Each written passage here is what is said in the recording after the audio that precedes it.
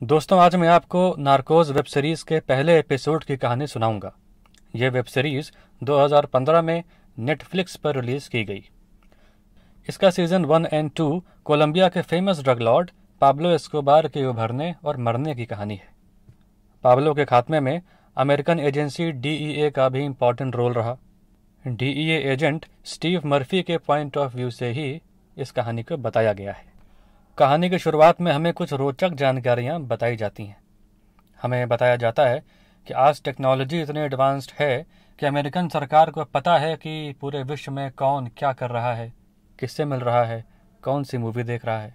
जी हाँ, अगर आपके पास लैपटॉप है या सेलफोन है तो उन्हें आपके बारे में सब कुछ पता है। लेकिन 1989 के कोलंबिया में ऐसा संभव नहीं था। उस समय अमेरिकन एजेंसीज सिर्फ सैटेलाइट फ़ोन को ही इंटरसेप्ट कर सकती थीं और उसके लिए भी उन्हें टारगेट के ऊपर से उड़ना होता था। आगे हम देखते हैं कि एक खतरनाक शूट आउट की तैयारी चल रही है। अमेरिकन खुफिया एजेंसी एक खूंखार ड्रग डीलर पॉइजन का फ़ोन इंटरसेप्ट करती है। उन्हें सूचना मिलती है कि आज शाम पॉइजन एक रेस्टोरेंट में पार्टी करने वाला है। ये सूचना तुरंत DEA एजेंट स्टीव मर्फी तक पहुंचाई जाती है। स्टीव इस सूचना को कर्नल कारियो तक पहुंचाता है, जो सर्च ब्लॉक के इंचार्ज हैं। सर्च ब्लॉक यानी वो स्पेशल फोर्स जिसका गठन ड्रग लॉर्ड्स के खात्मे के लिए हुआ था। सूचना मिलते ही कर्नल कारियो अपनी फोर्स के साथ पॉइजन का शिकार करने निकल पड़ता है। इन सब से अनजान पॉइजन अय्याशी में डूबा हुआ है, जिसका खामियाजा वो बस भुगतने ही वाला है। और अगले ही पल सर्च ब्लॉक के हाईली ट्रेंड सोल्जर्स सब कुछ खत्म कर देते हैं। पॉइजन का शिकार हो जाता है। कहानी अब फ्लैशबैक में जाती है। हमें बताया जाता है कि 1973 में चिली नामक देश कोकीन के प्रोडक्शन में टॉप पर है। वहाँ का तानाशाह पिनोशे अचानक ड्रग डीलर्स के विरुद्ध कार्रवाई करते हुए न सिर्फ 346 ड्रग डीलर्स को गिरफ्तार करता है, बल्कि उनको गोली मारने का आदेश भी देता है। इस शूटआउट में एक निशाना चूक जाता है। आगे हम देखेंगे कि ये एक चूक किस तरह कोलंबिया और अमेरिका की जनता पर भारी पड़ने वाली है। निशाना चूकने से एक केमिस्ट जिसका नाम मोटेयो मोरेनो उर्फ कॉकरोच है बच जाता है। उसके पास न सिर्फ काफ़ी मात्रा में हाई क्वालिटी कोकीन है, बल्कि उसे बनाने का तरीका भी उसे पता है। वो जल्द ही बॉर्डर क्रॉस करके कोलंबिया पहुंचता है। उसे तलाश है एक ऐसे स्मगलर की जो उसके द्वारा प्रोड्यूस की गई कोकीन को डिस्ट्रीब्यूट कर सके। उसकी नज़र में 3 स्मगलर्स हैं। नंबर 1 ओशोवा ब्रदर्स, लेकिन उन्हें ऐशो आराम ने बहुत कमज़ोर बना दिया है। नंबर 2 पर है गाशा, लेकिन वो इतना क्रूर है कि उसने अपने पार्टनर्स तक की हत्या करवा दी है। और तीसरे नंबर पर है पाब्लो एस्कोबार, मेहनती और महत्वाकांक्षी। कॉकरोच के लिए ये परफेक्ट चॉइस थी, क्योंकि मेडीन शहर पर उसका वर्चस्व था। वहाँ की पुलिस उसकी जेब में थी। डराना पड़े या खरीदना पड़े, वो सभी को अपने वश में रखता था। एक रेस्टोरेंट में कॉकरोच और पाब्लो की मुलाकात होती है।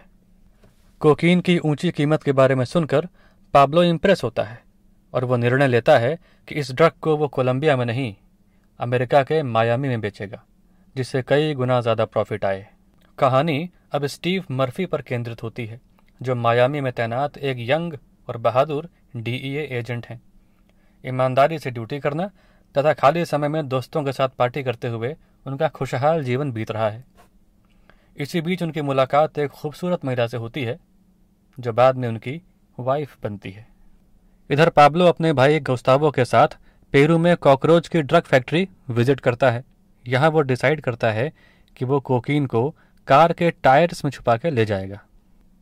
वो 3 कारों में कुल 60 किलो कोकीन कोलंबिया ले जाता है, जिससे उसे $5,40,000 US का प्रॉफिट होता है।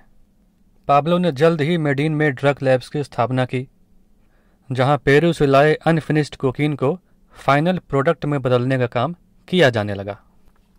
फिनिश्ड कोकीन को मायामी में बेचने के लिए पाब्लो ने गुस्तावो के दोस्त लॉयन की सहायता ली।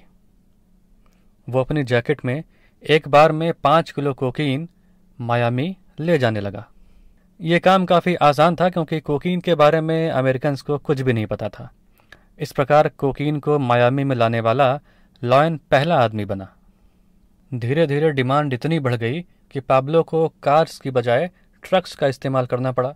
इधर लॉयन ने भी ज़्यादा से ज़्यादा कोकीन मायामी में स्मगल करने के लिए पायलट्स, स्टूडेंट्स तथा गर्भवती महिलाओं को तैयार किया। लेकिन असली प्रॉफिट तब शुरू हुआ जब लॉयन के दोस्त कार्लोस ने एरोप्लेन के जरिए कोकीन को स्मगल करना शुरू किया। इस प्रकार प्लेन की एक ट्रिप में 1000 किलो से भी ज़्यादा कोकीन मायामी पहुंचने लगा। इतनी भारी मात्रा में कोकीन के मायामी पहुंचने से वहां की गलियों में अपराध और खून खराबे में भारी बढ़त हुई। इधर पाब्लो और कॉकरोच के संबंधों की मिठास में भी चींटी लगने लगी। कॉकरोच की शिकायत थी कि पाब्लो उसकी वजह से भयंकर प्रॉफिट कमा रहा है, लेकिन बदले में उसे कुछ नहीं मिल रहा। पाब्लो कॉकरोच की डिमांड को इग्नोर करता रहा। तंग आकर कॉकरोच ने पुलिस के सामने पाब्लो की पोल खोल दी और उसका 390 किलो कोकीन पुलिस ने पकड़ लिया। पाब्लो पुलिस को रेगुलर पैसे पहुंचाता था, इसके बावजूद पुलिस ने उसके माल पर हाथ डाला। ये सुनकर उसने आपा खो दिया और अकेले ही पुलिस स्टेशन पहुंच गया। यहाँ पर कर्नल हरेरा से उसका भयंकर आर्गुमेंट हुआ, जिसके चलते कर्नल हरेरा ने न सिर्फ पाब्लो को गिरफ्तार किया बल्कि उसके विरुद्ध मुकदमा भी दर्ज किया।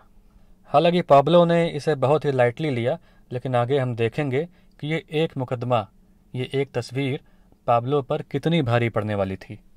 खैर, पाब्लो और पुलिस का समझौता होता है। पाब्लो पुलिस को भारी रकम चुकाता है, बदले में पुलिस उसे बताती है कि वो कॉकरोच ही था जिसने उसकी खबर पुलिस तक पहुंचाई।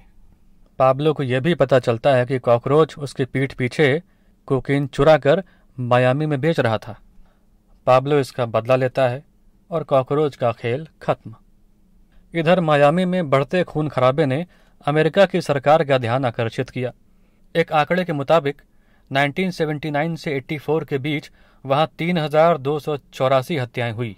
लेकिन सरकार की मुख्य चिंता यह थी कि कोकीन खरीदने के बदले भारी मात्रा में अमेरिकन डॉलर्स बाहर जा रहे थे, जो अमेरिका की इकोनॉमी के लिए खतरा था।